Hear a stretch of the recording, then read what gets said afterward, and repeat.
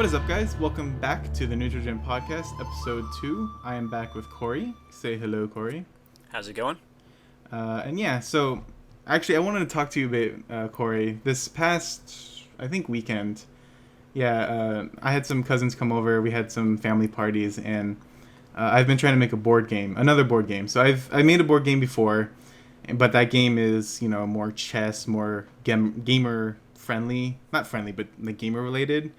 If you're, just a 40-year-old guy that likes sports, or a mom who, likes whatever, it's not a game for you, right? Even though my test subject was my dad. A mom who likes whatever.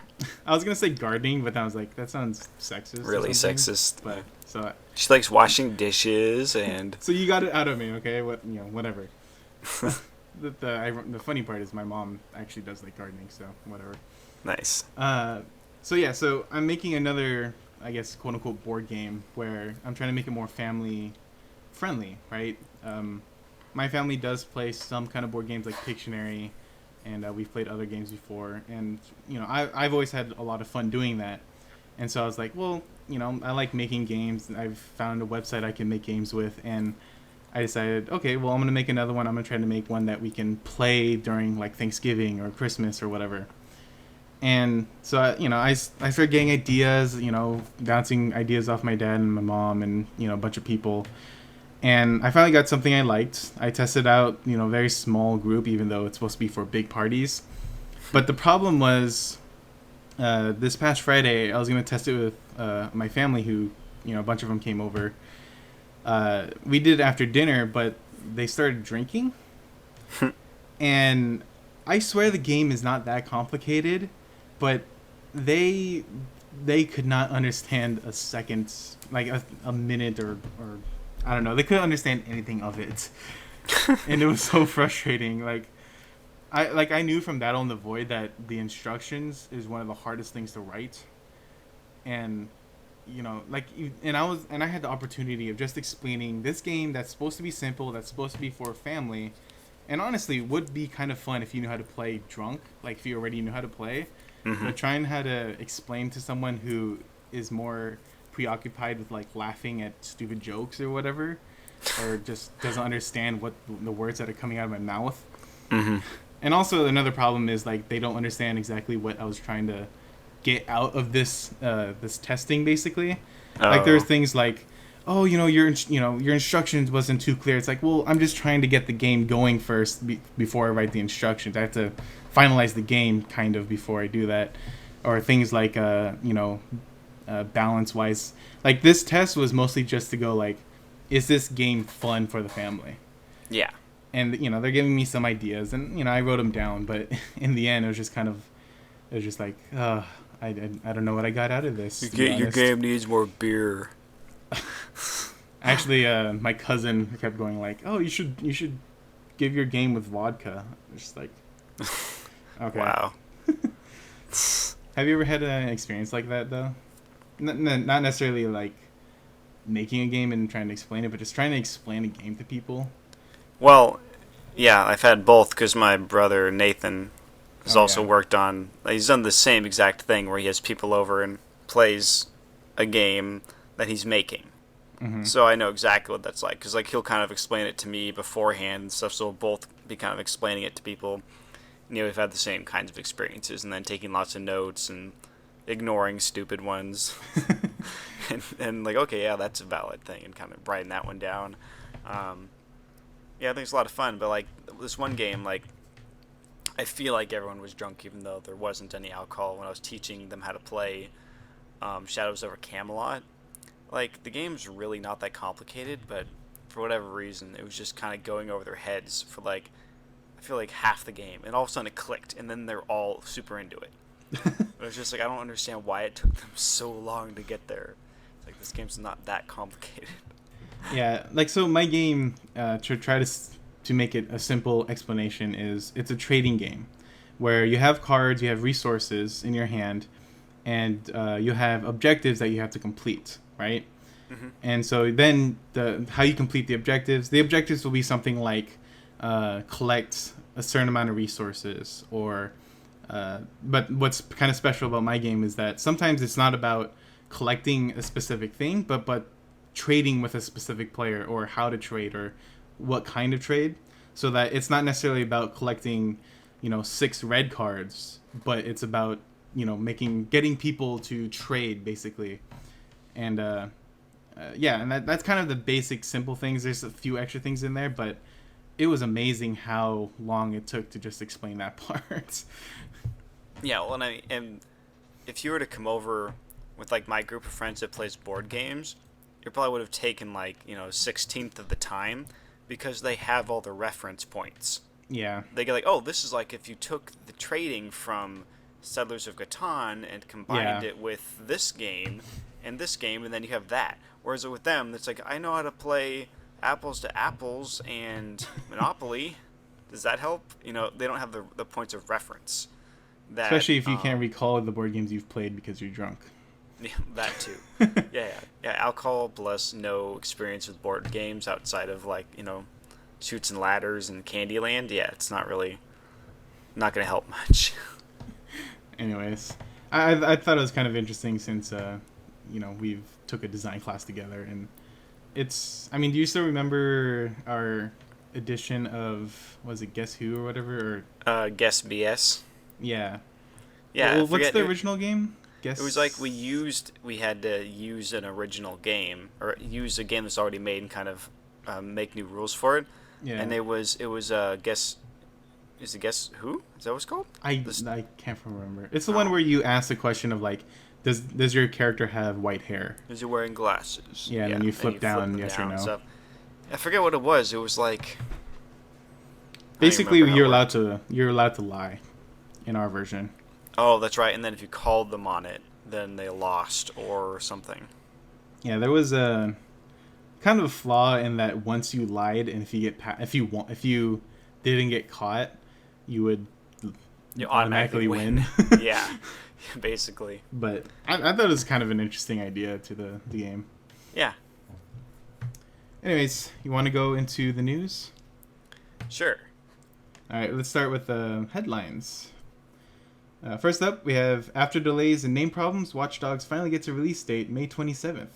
Are you interested in Watch Dogs, Corey? I am very interested. Yeah, ever since the initial concept, I've been very much on board with it. Yeah, for me personally, like, the trailer was amazing, and I've found that I do like those open world, I guess, crime simulators specifically, like GTA, Saints Row, and all those kind of things. Yeah. So Disney Interactive just laid off 25% of their employees. That's a lot of people. Not much to say except we hope that they all find new jobs. Yeah, we don't know too much of the story. Apparently 26% is 700 employees, to get that into perspective. And, that's like 7 smaller developers. 7 irrational games. Yeah, exactly. Heroes of the Storm from Blizzard has entered their technical alpha. It's just an alpha, but it has interesting ideas. It's bringing interesting ideas to the MOBA genre. Corey, do you want to play it? Yes, I do. I like Blizzard. I like the ideas behind League of Legends and Dota 2, but would like something that's less intense, it's more casual, and that's seems to be exactly what that game is. Yeah, I really do want to play. Like, I love StarCraft and I love its character, so that's enough to make me want to play the game, but it definitely has interesting design choices that it'll be. I mean, to be fair, it's an alpha, so I was about to say it's still an alpha, so they have time to work the kinks out. Yeah, it's very streamlined, which honestly the MOBA genre probably needs. Kind of. Well, I don't know if they need it, because I guess nice. They need it if they want a much broader appeal. Yeah. Because they have lots of people playing it all. I mean, to be fair, yeah, League of Legends is like the biggest game now. Yeah. Well, past mobile. It's not like they're hurting, but Blizzard could definitely sweep up a lot of other more casual players. Yeah. So, Xbox player Stallion83 reaches 1 million achievement points. So Ryan, what's your achievement point total? I have no idea. It's not a lot. I knew you wouldn't know. I just wanted to see. Mine's I probably like, 5,200 or something. Like, I mean, I have an Xbox, but it's definitely probably. Actually, the PS3 and 360 are probably about even play time. now, you mean, or overall? Overall, Oh, I'm okay. trying to think. Yeah, they're probably about the same. Although I definitely did play a lot more split screen games, like with Call of Duty on 360. But I spent a lot. I did play more single player games on PS3, like the Uncharted games and things like that. Yeah, I've never cared about you. I don't think I have a single 1,000 point game. Yeah, I've never tried for it though. the only time I've ever what is it called? S rank? For what? When you S rank a game, when you like unlock all achievements for a game. Uh, People call it perfecting it, I think. Okay, whatever it is. I think that you actually get a certain thing in there. Whatever. The only game I did that with was Costume Quest because Okay. it was super easy. But it's funny when the DLC came out, it added more achievements. It took away the perfect. So then I went and finished the DLC and had to I'd spent hours getting this one achievement because I was like, I want one game, just one game where I have a perfect on it. Yeah, to be fair, I did finish Halo 3 because it had Hayabusa armor if you got 1,000 points. And I am a big fan of Ninja Gaiden and Halo, so it was kind of perfect Nice. for me. But they added Yeah. DLC, and I decided not to get that. Yeah, well, and that I mean the only reason I did it on that game is because it was super easy. Like Halo, I'm sure it's not like, oh, I'm just gonna go in for an hour and get all the achievements. No. Okay, Yeah, Corey, hold the presses here. SimCity has done the impossible. It is getting an offline mode. but Have your prayers been answered? but they told me that it wasn't possible. They It did the impossible. what? That's It's a how amazing it Christmas is. miracle. Wow. Well, it's an April Fool's miracle. Oh, that would suck. April Nice. Fool's, it really is impossible. Oh, okay. So I mean, you have a history with the game, right? I Yes, mean, I we do. both have the history because we both played it at the same time. Yeah, I was just more angry. Yeah. I think I was just more angry because I was more invested in the series in general. Yeah. So I was just kind of really pissed off. I Well, still and it think was it was like, a fun game, by the way. hmm? It was still a fun game. Yeah. Well, I guess the frustrating part was how fun it was, and then how broken it was. Like Yeah. it would be like, oh, this is fun, and then you'd kind of max out the city, and be like, oh, this isn't fun anymore. Okay. Like it was just kind of a bummer overall. Like it'd be fun for a little bit, and then you'd realize how broken it is, and like, oh, okay, oh well. So I'm interested to go back now that they've kind of patched and patched and patched and patched. So maybe it's actually fun now. I don't know. No. Well, it is No, it's fun. not. Hmm? Never mind. Nothing. Okay. My earbud kind of came out, so I didn't quite hear you. I said nothing. So the Ultra Street Fighter 4 finally introduces a fifth new character named DeCapre? Yeah. I'm probably butchering that word, but I don't really care. So does this make you want to jump into Street Fighter 4? No. Well, I've never What gets really you? got into Street Fighter 4 that much because I'm not good. Like, I can do more than the average player, but that's not saying much at all compared Yeah. to, like, people that actually play it. But, You could whoop me in Street Fighter 4, yeah, which probably. means absolutely nothing. I play the mobile version a lot. Does that count? No. It's a decent mobile game.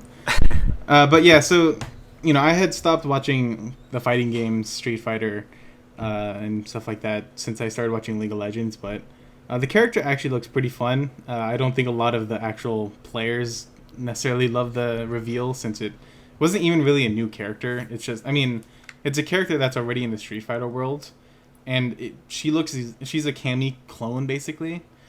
And so it was kind of, and Capcom, or at least Street Fighter, is notorious for going like, oh, this is the evil version of Ryu, or Wow. the demon version of Ryu. I mean, if you think about it, their two main characters, Ryu and Ken, are very similar characters. Like their buttons are very like they have differences. Like if you get deep into it, but they both throw fireballs. They both have uppercuts. They both have hurricane kicks. They're not that different. Yeah.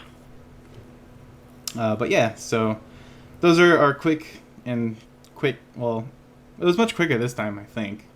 Slowed down at the end, but our headlines is finally over here. How do you feel? How do you think we did there? I think we improved. Improvement is always the goal, right? Not perfection. Yeah. Yeah, I think. Go ahead. Yeah, I think overall we did quicker. We were definitely faster at the beginning, and in the middle we kind of slowed down a little bit. Yeah. Overall, I think it was fine. I'll probably have to listen to it to see what kind of, because we're trying to still find what we want exactly in our news section, because we don't want the podcast to be more than an hour, so we have to split up our time, as best as we can. Because like even if we could talk about these news items more, we decided we want to pick specific ones to talk more about. Yeah, it was only like 15 minutes. Yeah. So it's not terrible. Anyways, well, actually it was less because our story took about 6-7 minutes. Oh wow. So let's move on to the news that we do want to go a little more into. Some good news and some bad news, or good positive news and kind of sad news. But first one is Nintendo is actually allowing Smash Brothers to be played at EVO and even MLG. And this is coming after Nintendo tried to shut down Melee after an EVO last year. Didn't they try to shut down the entire event too? Yeah. And not even just getting their game out of it. They're like, no, we're just gonna shut down EVO. It's like, really, Nintendo? It was a very company-like choice to do that. Exactly. It's like, okay. You have no idea what you're doing anymore, do you? Yeah, that was also right after trying to get everything on YouTube down. Mm-hmm. Which, the new Nintendo Let's Players were kind of the first ones, I think, to kind of get Let's Play going on YouTube. At least a lot of the old ones were Nintendo based. Yeah. So yeah, they're definitely very popular. Yeah. So Smash Brothers Melee, it's a very different fighting game compared to EVO. If you don't know what EVO is the fighting game championships basically. They generally pick the about 6 most popular games. And last year, Melee actually won a donation drive to get into EVO. And, these are, a bunch of guys that are 20s to even younger than that are donating. And they ended up donating, I can't remember, it was over 100,000 though, to get their game in. And the next one was actually Street Fighter 4 Turbo. Or not 4, Street Fighter 2 Turbo. Oh, wow. Which is, years old. And and if I remember correctly, Melee was a bunch of small donations with a few big ones. Well, Street Fighter was just big gaps. Because there's a bunch of older players who, have moved on, have their own job, and, they want to get it at EVO, so they spend a lot of money to do it. Nice. But, honestly, luckily, Capcom already rules EVO and fighting games. I was so happy to see Smash Brothers. And Melee, I think it was the second highest viewer count during EVO. And it wasn't even on, the prime time, in the afternoon or whatever. It was at noon for West Coast. Mm-hmm. And I watched it. It was amazing, and that community behind it has been fighting so hard to keep its community alive. Basically, I was reading a recent article. Team Liquid, if you don't know who they are, they're another organization in esports. They end up picking a Smash team up, a couple of old players, and one of they had people talking about it, and one person ended up saying so Melee, it got really hyped up when it kind of came out, right? It people started discovering it, started learning the game, and it got really big. And then it started to go down after years go by, and it's just very common as new games come out and better games and stuff like that. And so at this time it started going to they started having tournaments where it was last tournament for Melee, or they didn't mean it, but they kind of felt like the thing was dying. And then finally Evo was like they gave this opportunity for Melee to just jump in there and really like come back, and it came back so strong.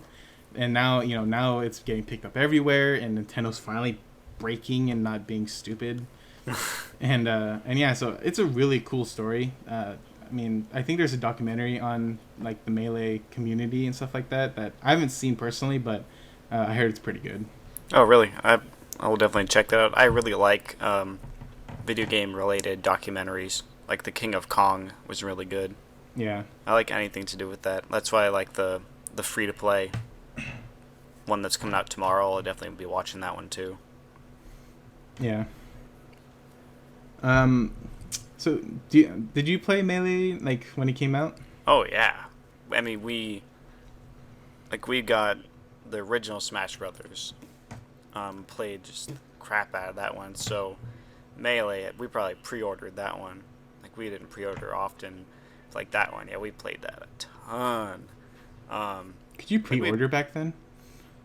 Yeah, I think so. It wasn't that long ago. It was like 2000. It is now. Hmm? It is now. It's more than a decade. 13 years, yeah, I but think. It's still like, let's see. I think it's 13 years. Oh, really? Yep. Wow. I think you could pre-order then, though. I know. It was kind of a joke. Okay. Well, I don't know. My birthday's coming up, so I'm realizing how old I am. 2001. Yeah, 13 years. I don't know. There was probably pre-order. I don't know. Maybe not. That's when Halo came out. But yeah, we played that game so much. I probably played that one more than Melee. More than Brawl. At least, like, I don't know. We've played Brawl over a long period of time now, but that's mostly because our GameCube broke at one point. So that's when basically we stopped playing Melee. Did you have a Wii though? Yeah, but I think we ended up selling all the games. Oh. But like I think we got it back at one point, and now it's gone because someone borrowed it, or I don't know what happened. But yeah, I would love to play it again because there's definitely things I preferred in Melee, and I know it's more of a fighting game, but I mean there's a lot of stuff in Brawl that's better, but a lot of like the tripping and stuff that's just completely stupid. Well, yeah, Brawl was a better game, but Melee was a better competitive game. Yeah. And that's kind of what the mod for Brawl, the Project M. I don't know if you've played that at all, but it's pretty good. It like rebalances all the characters and stuff. Yeah. The only thing I don't like is the weird combo mode my brother always plays on, where you can like infinite combo attacks and stuff. It's like, okay, no thanks. That's weird. Yeah, I think it's stupid, but anyways. Who were your mains for each game? 64, Melee, and Brawl. Okay, 64 was Link all the way, because you could just spam up B over and over again and just destroy everyone. But in Melee, I feel like Melee he was still good. So I think Link was still my main in that one. But when it came to Brawl, Link wasn't that great anymore. So I switched to mainly Snake, because he's just super obnoxious. So I like just messing with my brothers. Just like laying the mines and just constantly shooting the rockets. It's so much fun. I just love that I'll like lay a mine right in front of someone, take a step back, and they'll walk right into it. I'm just like, really? I literally just put that down, and he just walked right into it. So, yeah, that's pretty much just Link and Snake. What about you? First, do you want to know the tier list for each game for each of your characters? Sure. Competitively, Link was not good in either of the games. No, I know. But Snake is actually pretty good. I played against my brothers. Yeah, I know. I just wanted to put that fact out. So with 64 for me, I didn't own my Nintendo 64. That was my brother, but I did play it. First character I played, I believe, was Kirby, and I actually have a kind of a cool story. I ended up going with my brother. My brother had to take me places sometimes, and he was going to a friend's house, and they ended up playing it. And it was on Yoshi's Island. I had no idea what I was doing. I picked Kirby for whatever reason. I can't remember at all. And just that one time, I was losing terribly, but I went and did the stone attack down B. like right in the middle of the stage, and I hit all three of them, and then they all got knocked out. And so at that point, Kirby kind of became my quote unquote main or whatever. And then, Nice. but 64 over the years actually kind of changed. It was Kirby and Pikachu for most of the time, but my brother was like really good with Jigglypuff, and he had a Oh really no. annoying combo. And so at that time, I started to really like Jigglypuff, like because this was before I was really into competitive gaming. So Jigglypuff, quote unquote, became my main. I would say like even after Melee came out, technically. Hmm. Then in Melee, that kind of just changed in general. I would say the most obvious one, or the biggest one, was I played Roy, and my cousin played Marth, because we just like their swords basically, and yeah, we had this really dumb thing during Melee as well.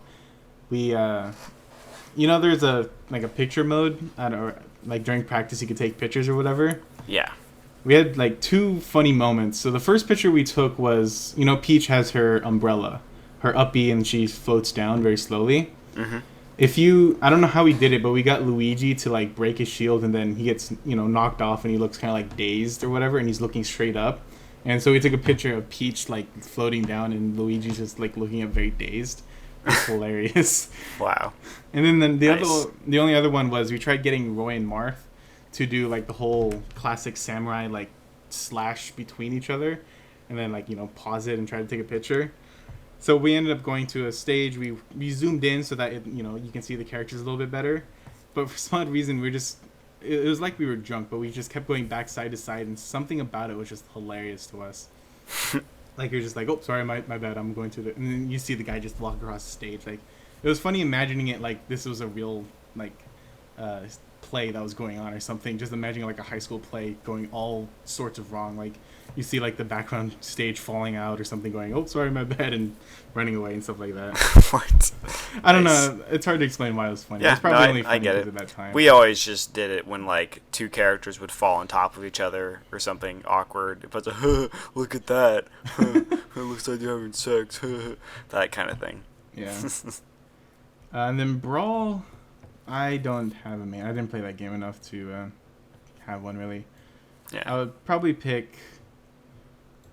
I guess I don't know, one of the Fire Emblem characters. I guess Ike or Marth. Yeah. For me, the only reason I stuck with Link is because that was the character I was most familiar with. I was like, what's up with all these Pokemons? I don't want these Pokemons. I was too old for that. Link was like the one thing that I was more familiar with. Yeah. So I think. Do you have anything else you want to say about this subject before we move on? I think that's it. Okay, so this next story is kind of a sad one, but it's something that I feel like we should talk about a little bit even. League of Legends, as most will know that watch video games, is becoming a very big esport, quote unquote. And Korea, always known for being one of the strongest in esports, and mainly because it's been kind of a big thing, not big, but a bigger thing in Korea for a longer time. So it's kind of more developed in that sense. And at the same time, with all the good things that come with it, the bad things come with it. A player on a team called AHQ Korea. It was a group of 5 guys who were pretty good, I'm pretty sure.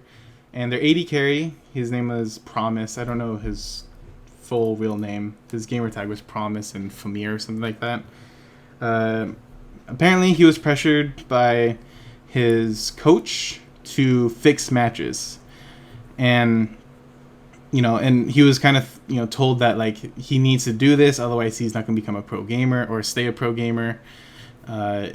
If he can't, and he was coming from a poor family, so it was a good thing. He needed money, and so he kind of followed what his coach told him. And of course his coach was or manager, I don't know which one, was betting on the matches, and that's actually how he was paying the team. The team was not even sponsored by AHQ. AHQ gave him equipment, but then that was it. Like they weren't actually paying them salaries like the other companies do. And yeah, so he ended up there was a lot of pressure on him. A lot of things happened. I don't want to go into the complete details, but he ended up coming out and telling the world about his manager and about the whole scandal, basically. And after that, though, it was too hard on him, and the Korean culture probably didn't help here either. And he ended up trying to commit suicide by jumping off the 12th floor of his apartment building. Luckily, or I guess depending on how you look at it, he did survive. Not without serious injuries, but he landed on some recycling bins, so he's in a hospital now, and I don't know what his the chances of recovery or anything like that is, but the League of Legends community doing a lot of cool things of donating to the guy. Big teams in NA are putting 100% of the profits during a certain amount of time going to him. A bunch of community members in general just donating, and it's a really crappy situation, but some good things did come out of it. Putting anything like that match fixing scandal to light is trying to get it out there, because Korea also had something like this in Brood War, and it's no tolerance there. And yeah, it's kind of a shame that it had to happen that way. It sucks that this young kid, very promising pro gamer, pressured into this situation, kind of pushed into this situation. Yeah, it's crazy. Like, you hear all this kind of stuff in quote unquote real sports all the time. So it's interesting. Like, before like this story, I'd never really thought about this kind of stuff happening in esports. Yeah. So I find that interesting, but it's a bummer that it had to go down like this. It's such a young scene that just it becoming a job is such an amazing feat. Like, it's like, oh, that's so cool that you can just be good at a game and be paid for it. Mm-hmm. Now football is like, yeah, if you're a good football player, you start young. Yeah, that's a good option of for a career.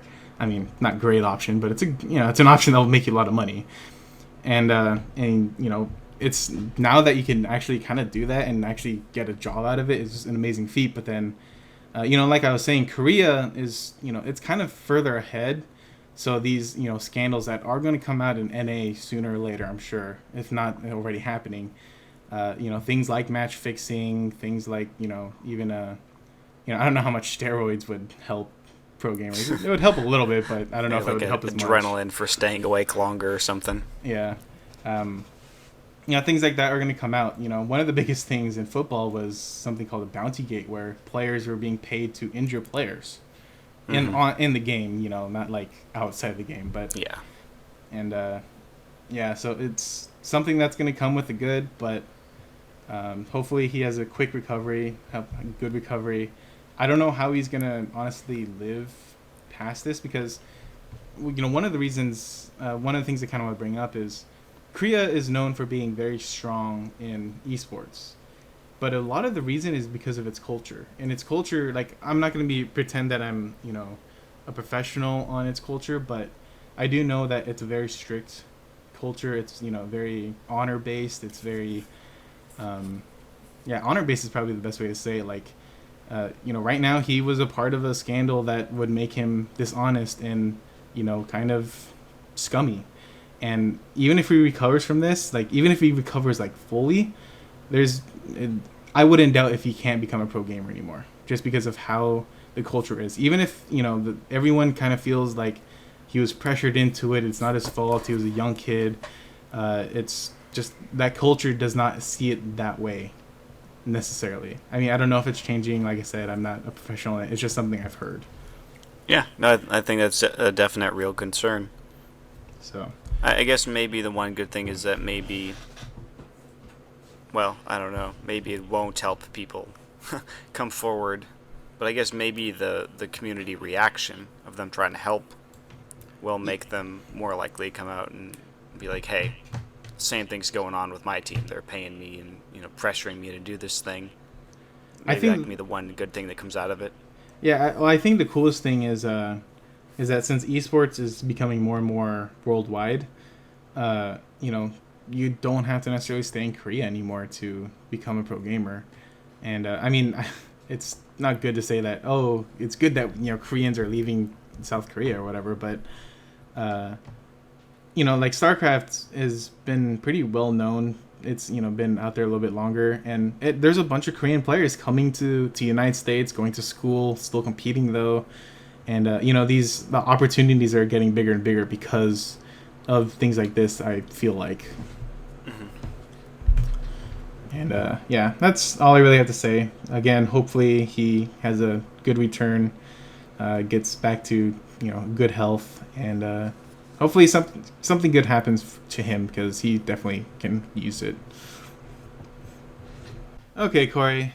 Now that all the news is out of our way, I think we should kind of just sit down, even though we're sitting. And at least I am. I wanted to hear you getting off your chair. Oh. But we're gonna have a couple of topics of discussion that we want to go a little bit into. And the first one kind of comes based off League of Legends, or at least the idea came off a story where the narrative lead for League of Legends, I think it was at a GDC conference, not conference, but like a panel or whatever. I don't think he just came out in an interview. Maybe he did. I don't know. Basically, he said that plot is highly overrated and that characters is the important thing to is the important thing to games story wise. And we're not going to go into if he's right or wrong because quite frankly we only read the article on GameSpot about it. We don't know why he said what he said, how he said it, why he even thought that way. So I think we just want to talk about how we feel about what makes a good story. So do you want to start off, Corey? Sure. I mean, I agree to a certain extent. 'Cause I'm a writer too, and I definitely focus more on the characters. But I don't know that plots are overrated. I think that plots are also very important. You can have really interesting characters, but if they're sitting around doing nothing, then it's not interesting. So I mean, I think the plot is still very important, but I do sort of agree that I would rather have a less interesting plot and really interesting characters than the most sophisticated, interesting plot, but just completely unlikable characters. Like, that's what I feel about a lot of action films. It's like, okay, sure, there's tons of action and intrigue, but, Nicolas Cage running around being crazy, like, doesn't really interest me. So if he died in this scene, it wouldn't really bother me that much, and I'm not really going to be on the edge of my seat because I'm like, I don't really care what happens to him because, I don't really care. Whereas in other series where I really connect with the characters, I care about what's going to happen to them. So I get where he's coming from, but I don't necessarily think that plot is that overrated. What do you think, Ryan? Well, so like I said with the beginning, is like I don't know why he said it. I'm definitely a character guy. Like, I think if you watch animes like I do, you probably like the characters and not necessarily the story. I mean, there's some interesting quote unquote stories, but the way I guess I'm looking at it is like plot usually can be broken down into something that's been done before, right? And maybe the way he thinks, at least, okay, so the way I'm thinking right now is that a plot is like how I would describe a plot is like what the characters are doing at its basis, right? I don't know if this is a good definition for it. It probably isn't, but so something like I'm gonna go bring up Full Metal Alchemist. That story has an interesting, or that anime has an interesting world. It has interesting characters. It has, and it has interesting plot, I guess plot points, but interesting things happen, and it kept me going through the story. And honestly, the characters were pretty good, but they weren't necessarily like, oh, I love this character, or, this is my favorite character I've ever seen. I loved the anime, but I would say I love the anime more than I love the characters, which is usually the opposite. Usually it's like, I love this character, but, the anime is okay. Or I like it, but the reason I like it is almost because of the characters. I'd say Fullmetal Alchemist, is able to kind of combine everything together. But if you wanted to like break it down to its basis, you can say that the plot of Full Metal Alchemist is like two heroes are looking not necessarily for revenge, but for I don't know. They're looking for their wish or their dream, I guess, and they try finding ways to accomplish it. Like, I mean, there's much more to it, but I don't know if you would you consider it plot if it's about alchemy and it's about how small spoilers, I guess, if you've never even watched the first episode. It's about the two kids lost their body and their limbs because they tried breaking a rule of alchemy, right? Mm-hmm. Would you consider that a plot point, or would you consider that, or like a plot, or would you consider that just a part of the world, the setting? That's a plot point. Like the world and setting would be like the places and the things set around them. You wouldn't consider the world being like because alchemy is a big thing in there. That's not a part of our world, but it's a part of their world. Yeah, I mean, at some point they all cross over, right? Because the background story of a character is character development, but isn't that also a part of the plot? So I mean, at some point it all kind of crosses I guess, over each other. You know what I mean? Yeah, so I guess it depends on the definition of plot. Yeah, and the character is a creation of its environment it was in. So it all can get kind of convoluted if you start trying to split hairs over it. You know what I mean? Yeah, so I mean that's why I don't necessarily want to, even if we listen to his whole speech and stuff like that, unless he like somehow like allowed us to like read his mind, or like he was good at portraying how he was thinking. I think it's hard to say because like I'll probably be someone that says like, yeah, plots. I'd probably agree with him almost completely. Give me a generic plot. Give me like, so I was telling Corey that a lot of animes is about having the one main hero who is very pure-hearted, very good-hearted, but he doesn't necessarily know that. Like he's not being nice on purpose. But so all the people he meets, the people he fights, the people he makes friends with, kind of like get inspired by him. He's the shining light, no matter, even though he came from a bad background or whatever, or a bad childhood. That's a very common anime plot. You can do that in a lot of animes. And but the way characters, how the different characters you introduce, the type of world that you put into it, it makes it so different. And so for me, a plot, I generally just base it down to a plot is what how you would describe a story to someone, basically. Like, tell me what Full Metal Alchemist is about.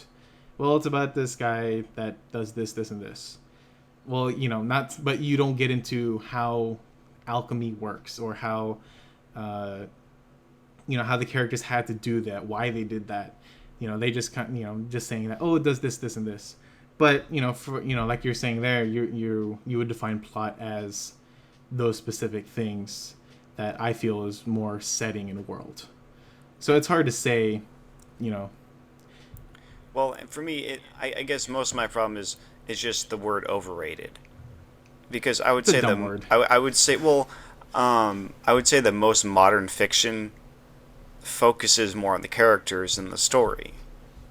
So I find it weird for him to say it's overrated when it's probably not underrated, but it's just about right. Because like most reviews I saw of the Hunger Games was like, oh, Jennifer Lawrence was great, but the story and plot wasn't that great in the film, like how the story was presented, but the cast carried it through. You know what I mean? So I think that we're already there.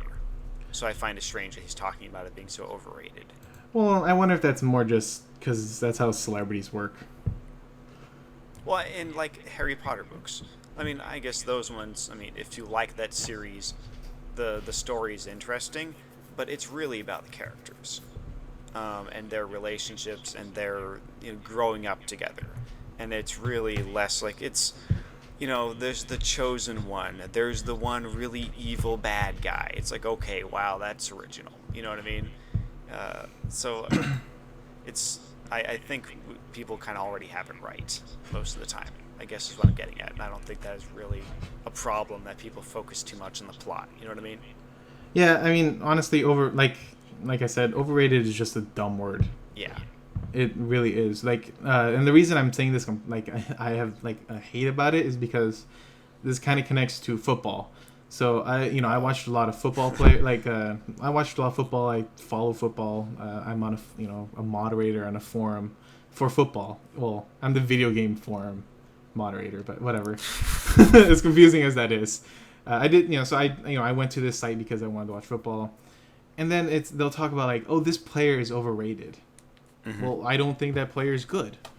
So is he like even worse than what I think? Yeah, Like, exactly. what is this rating coming from? Mm-hmm. And so it's like, so because like you're saying, you feel like that's how the news outlets kind of views it with being characters being the important part, but maybe the people he talks about how the plot of Harry Potter is good or the plot of whatever story is good, and then he's or maybe people or just even in general the people he talks to always kind of go, oh, so what is the plot of this story? And he just kind of goes like, I don't know. I'm working on the characters right now or whatever. He's like, Yeah. Really? Why are you working on the characters? Well, then now we understand why he's like, plot is overrated. Yeah, I don't know. I find that hard to believe. Who knows? Yeah. That's why it's a dumb word. Yeah. I when I was reading this, I read a comment on somewhere that talked about like, I think this is a good way to write stories, in my opinion.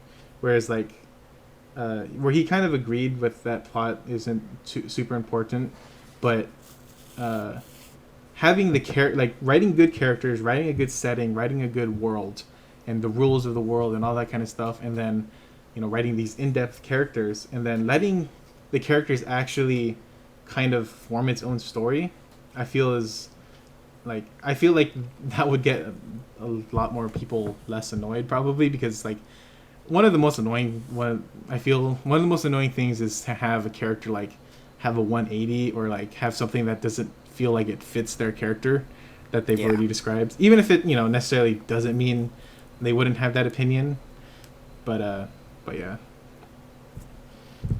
Yeah, I agree. Okay.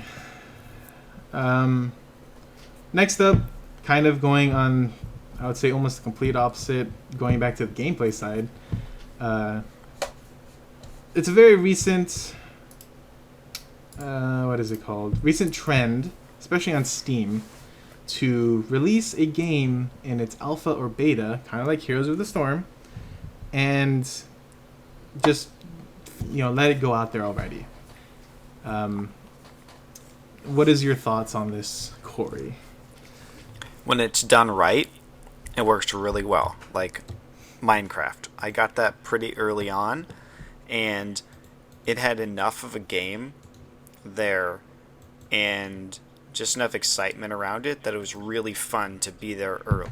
It also helped that the price was discounted compared to what it was going to cost later. That was great. That was my first experience with paying money for an unfinished game. So my first experience was, okay, this is actually pretty cool. Later games, like, what was the game I got again? Starforge? Starforge. The game's pretty much still broken after just like years of updating. I feel like it's been development for like 3 years. I didn't pre-order it or whatever you want to call it that long ago, but it's been in development for a while, and it's still just, it's really broken, and just a lot of the promises just aren't there yet, and I feel like it may never get there, or at least to a level that I'll be interested in playing it.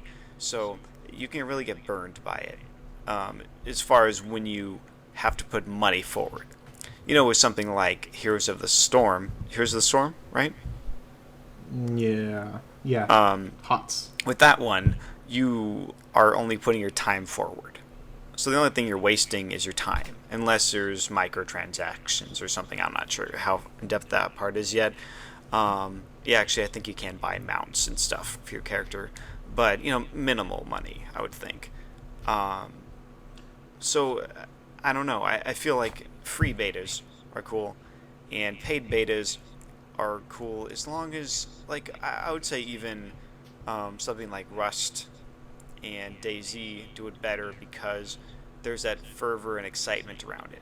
around being there early, and the games are just so different and weird that there's like an excitement around it. So it's cool to be there. But then other games, you kind of like, ooh, this is gonna be really cool, and you buy it, and you're like, oh, oops, that was a bad idea. You know what I mean? I think there's a difference, and so it's hard to know when you're gonna get burnt unless you kind of just wait and let everyone else kind of suss it out and be like, oh, okay, this seems like it's okay. But do you think it's a good addition to the gaming industry? Because you gave examples of how it's done well and how it's done improperly, and I feel like a lot of things in the gaming industry kind of has those kind of moments where it's like patching, right? Like when patching started coming out because of online was becoming more apparent and stuff like that. Being able to patch a game that's broken is a really cool thing, right? Like if it's there's just a game that's broken or whatever, and not because not necessarily because it was rushed out or whatever. Just like let's say the first game that did patch it. I don't think people were going like, oh, they rushed this game incomplete. No, it's just QA testers and all this kind of stuff isn't going to catch everything, right? But now it's evolved into this point, and I don't know if it's just maybe more people are playing video games. I don't know what exactly, but now I'd say a lot of people are annoyed that it feels like these developers are just saying like, well, we have a time limit. We couldn't get everything we wanted. Just send it out. We'll patch it later. Yeah, and I mean, I would say that's a negative effect. So yeah. My question is kind of like, do you you named good and bad examples, but overall, do you think if when more and more of this comes out, more good examples and bad examples, do you think that's a good thing, or do you think in the end this will end up being a negative? I think overall it's good because in the case of really small developers, they may never have got off the ground. Like with Minecraft, it's just this dude. If a publisher looked at Minecraft after he got the first alpha done and was like, oh, do you want to pay me to finish this game and publish it? They'd be like, you crazy? So I mean, things like that wouldn't happen. So I think it's worth it, and I think that it's really on distribution networks like Valve to get better at making systems for, and they've already started this with, they allow getting refunds on early access games. I think that's really important. That's a really good first step. So that way, if you get in there and you play it for a week and you're just like, well, this is the worst pile of garbage ever, I'm out. So then you get a refund. That's a good first step. The other thing we need is more, like they added the reviewing system, which is good. So I think they're moving, and I think those are the types of things that they won't fix the problem, but they'll at least help with the problem. And I think it's better than the alternative of just those games never being made. We don't get a Minecraft, and we don't get games like Rust that, kind of just do stuff that's just off the wall, totally different, that, they're not going to sell Xbox Ones with Rust. You know what I mean? Mm-hmm. It's not a first-person shooter. It's not the typical thing that people want. So I like stuff that's different and kind of challenges, the conventions. So we don't really have that if we don't allow this kind of crowdfunding. You know what I mean? Yeah. I'm actually kind of interested in, so you talked very much on the consumer side. I'm actually kind of interested to see, because I was talking about it becoming popular, but I wonder if it is going to become popular, because it's like, you talked about Minecraft being a good example. I think both you and me played a decent amount in the beta, mm-hmm. but I haven't played much of it in the full version technically when it came out. That is definitely an issue. Again, I've heard that complaint from a lot of people. Yeah, because I kind of get my fill of it. Yeah, I mean, like for consumers, it's really not that bad. Like, yeah, you play a broken version of it, but if you enjoyed it, and then you're done with it, you're done with it. So yeah. It makes me kind of wonder how come, like, because open betas and things like that haven't necessarily been, that's not new, right? Having invite betas and stuff like that. Mm-hmm. I was on the Halo Reach beta. Yeah. I mean, I don't know how much of a beta and more of a demo at that time, but yeah, exactly. Same with Titanfall. They actually did balance it, Halo Reach. Now that I think about it. Oh, really? Yeah. So those have been around for a while, but like those were like very specifically balanced base, Yeah. and those games played just like they did when they came out. The only difference was the DMR took 5 shots instead of 4 shots, or had this or that or whatever. Wow. Uh, that's a big difference, but it's still played the same. While these games are playing differently. Like Minecraft has added so much in comparison. Like the biggest one probably was the hunger bar and the experience bar.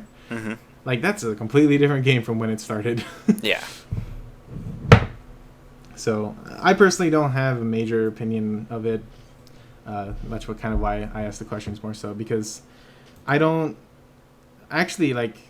I don't. I would say I'm fairly well known, at least to some people. I feel like I tell people that I don't get interested in games until they are out.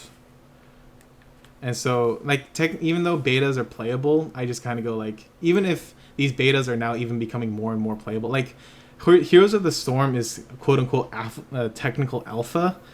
That game doesn't look like it's just starting or whatever. I don't know what an alpha is, I guess, in development, but it's a Blizzard alpha. Yeah, that game could come out and it would be fine. Maybe balances difference would be needed, but it looks and plays like StarCraft 2.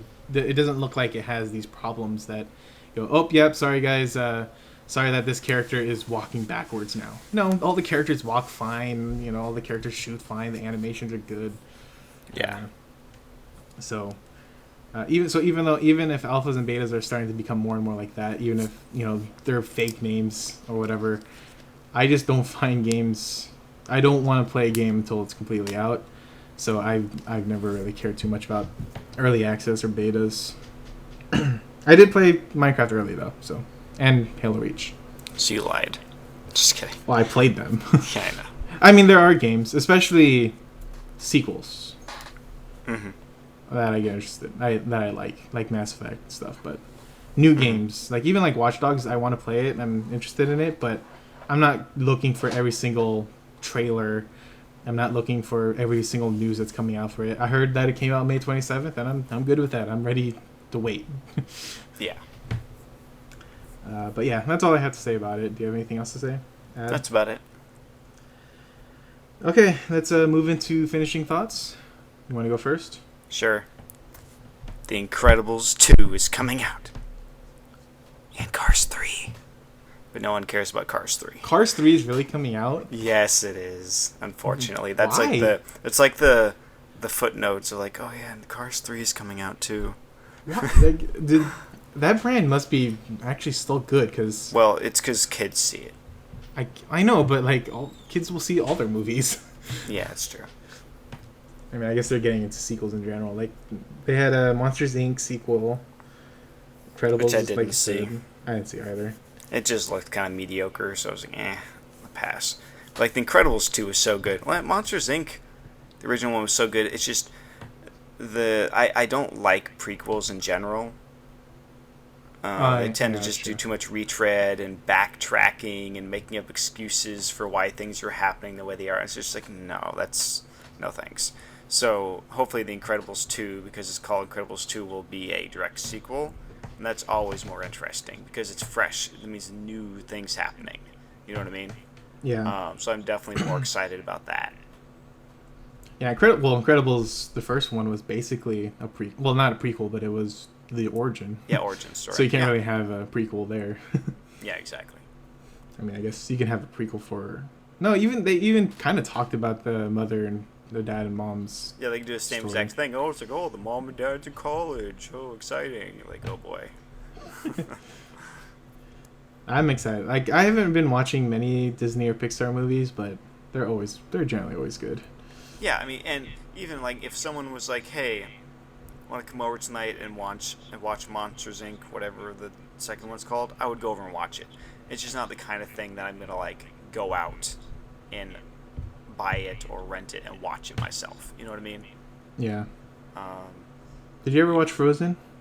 No. Okay. Still haven't. See, all the people that like it tend to always like the things I don't like. They always have like the opposite opinions, and they like Frozen, so I'm kind of like I probably won't like it. I don't know. That game is so. That game? Did I say game? Yeah, I think you did. I thought you said game.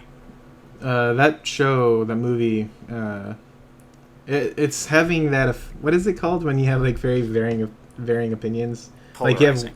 yeah, polarizing opinions where it's like, either people are like not necessarily hating on it, but they're like, that's not a good movie. To oh, that was a really good movie. Yeah. They're just like I think it's because it's very progressive as far as like women's rights and sort of yeah, I read that. freedom of women. So like I understand why girls really like it, but that in and of itself does not make it a good film. Well, to be You know what fair, I mean? like when I hear people's opinions, I don't hear that being the reason. I read that article. That's all I hear from Well, people. yeah, I'm not hearing that. Okay. Just from like average people. Okay. Those lowly average people. I don't say lowly. I'm just kidding. Wow. Those are my people you're talking about. Average people. Actually, those are my superiors. Nice. I'm very Yeah. down on myself apparently. Yeah, no, I don't know. I've just heard people talk about, and everyone just posts that song that I don't think that song is that great. I haven't listened to that song. It's fine, but as far as like if you go back compared to any classic Disney, and it can't touch it. The Let It Go song or whatever it's called, like it's not that great. Especially the backing, like the girl who's singing it has a beautiful voice. Don't get me wrong, but that doesn't make the song good. It's just like the melody and the lyrics and everything are just kind of mediocre. But anyways, enough. I'm not gonna judge music. I think Gangnam Style is awesome. What are you talking about? You think what's awesome? Gangnam Style. Oh yeah, that song's great. I thought so. I I've watched it a couple times. That is not true. I take it back. What? That I like that song. I want to make Gangnam that very Style? clear. Gangnam Style, I hate that song. Why? 'Cause I don't like that kind of music. Oh, Whoop, whoop. Like just, ugh. it's stand it. hilarious. It's funny.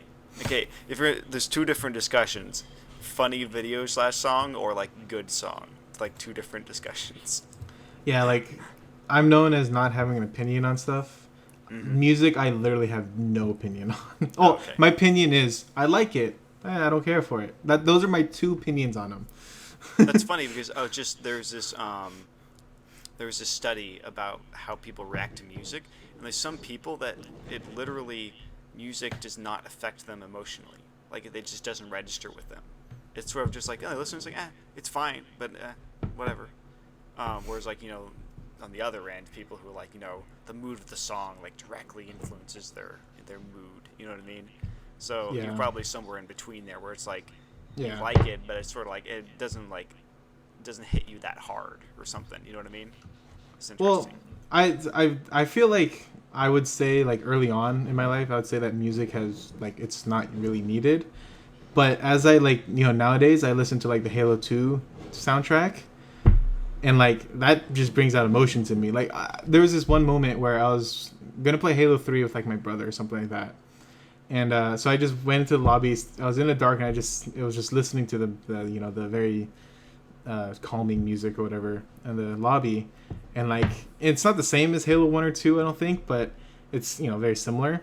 And like I was just like starting to like get sad because it's a sad song. I like Halo, but it's a sad song and it was actually affecting me. I was just like, I don't necessarily notice music early on, but I do definitely see how it does affect the mood.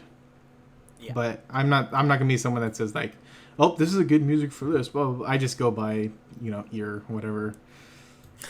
I don't know. I come from a very musical family.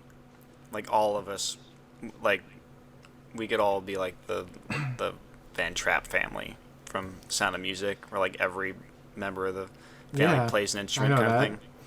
I watched that movie. You haven't seen Sound of Music? No, What? I don't even. Okay, well, I'm from. The other I thing- always forget. I'm from a musical family, so I've seen a lot of musicals. I forget that most I like people. musicals.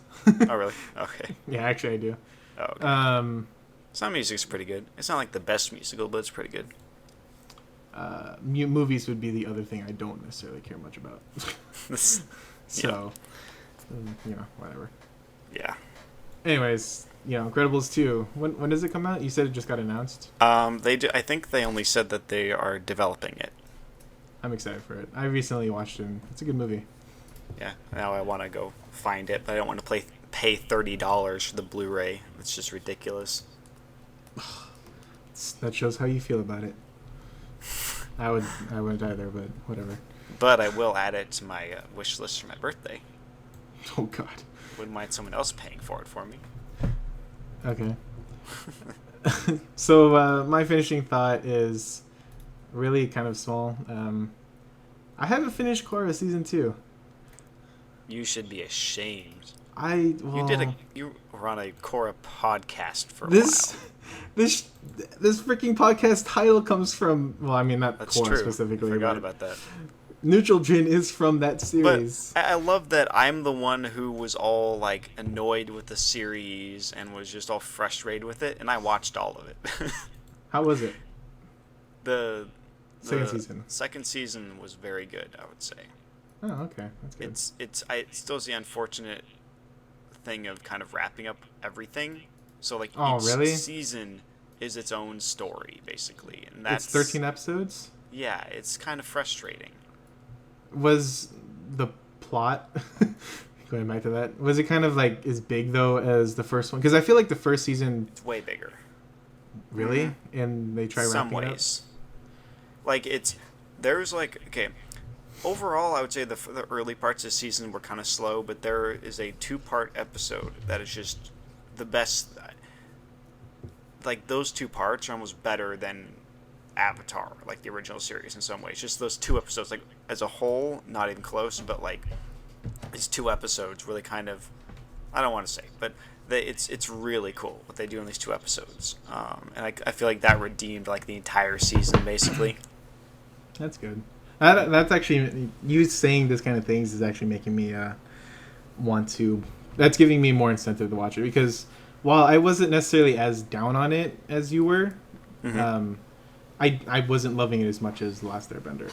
Yeah, I mean, I feel like its main problem was that each season kind of wraps everything up, and one season isn't enough time to tell the stories. Like, they kind of cram these complicated stories into one season. Yeah. Especially, just the first season, going out the first season. I mean, it probably could wrap it up in 13 episodes, I feel, but the pacing, their pacing that they picked, I don't feel was good. You mean doing 5 episodes of the what is that game called? Bending. The bending arena thing? Yeah. Man. It's just like something bending or bending ball. I don't know. Bending ball. Pro bending? Oh, pro bending. Pro bending. Derp. I knew it was something simple. That's what I was saying is bending something. Keep it simple. Yeah, like if they didn't spend like 5 episodes on that, then maybe that would have helped. Yeah, because I mean, I feel like we both, me, you, and even Sean from the old podcast was like, this is such a good, like, going back to our plot versus characters and stuff. Like, the plot, like, having that character and that issue was such, like, it's like, that felt like it had so much potential. Yeah. And to wrap it up in 13 episodes. And have a couple dud characters. Yeah. And I guess one of the biggest problems, too, was that they had to introduce all the characters. Yeah. Since it was the first season. So, yeah, I do want to finish it. I want to watch all 4 seasons that's going to come out. I'm a little sad that... Well, wait, they're doing 4 seasons? Yeah. What? When did they announce that? A long time ago, when first season finished. I think we talked about it. Oh, I think there's going to be 4 seasons, because... I thought there was going to be 3. To my memory, they finished the first one. They got the money or whatever, the budget to the go ahead to do season 2. And then they signed on for like 2 more seasons, I think. Like, they're like, yep, okay, we'll sign you on. Because I remember talking about saying like, yeah, the first one was rushed, but we're kind of, maybe it will now that because to be fair, the first season it was saying they basically only had 13 episodes to work with. It doesn't give an excuse for how, in my opinion, how the pacing wasn't good. Yeah. But they were they had a big idea and they forced it. But even thinking about it, from what I've heard, that was actually their plan. So, I mean, whatever. Yeah, it's very strange. It confused me even more. Like, I understood why the first one was rushed so much, or like why it was self-contained. But then once they had all the other seasons locked up, it was like, why did the season 2 need to be self-contained too? I was hoping it was going to lead into season 3. Well, maybe the last 2 seasons won't be self-contained. Hopefully, because I think these writers actually maybe kind of similar to you, where like they have a lot of things they want to write. I don't know. Yeah. I feel like, because I've read a couple of interviews with them trying to get ideas, because I love the show, and I think there is a reason, like, everyone wants more, like, that there's a reason The Last Airbender was such a big hit, even to, our age, and, a lot of people wanted more of it because it was such a cool world, but I remember reading things like, they weren't too interested in doing it and all this kind of stuff, or they wanted to do other things, they want to write other things and stuff. Yeah. But yeah, that's all I have to say. We don't care. We don't care if they want to write something else. Write what we want. Until I get tired of it, and then I hate you for, destroying my show that I love. You ruined my childhood, even though I was in my 20s when I watched it. That is my childhood. You ruined my adult childhood. I was working when I was 5. Now it's my childhood time. I'm Benjamin Button. Wow. I've never watched that movie either. I have not seen that either. Okay. You want to take us out? Sure. Where are we going? Just end the episode. Okay. All right, guys. So if you want to check us out, 2 weeks from today, we'll have our next episode. And I don't know how to end it. Okay, I'll end it. I don't really. So I'm uploading these to YouTube. I'm also putting this on my website, ChainedSniper.com. And it's youtube.com/ChainedSniper. And putting it on iTunes is not hard, right? Because you're the one that did that last time. I got to figure that out. From what I heard, it's not that bad. On Squarespace? Yeah. I would just Google Squarespace iTunes. I'm sure someone has an easy tutorial. Yeah. Okay. Yeah. So hopefully it'll be on iTunes, and yeah. Hope you guys enjoyed. Hopefully this will actually be under an hour. Our timing here says an hour 30, but we kind of took a break and stuff like that. Yeah. Hope you guys enjoyed. Did you have fun, Corey? I had loads of fun. Okay. I guess we'll see you all later. I think I'm gonna put this out on Wednesday though. Okay. All right. Bye-bye. Bye.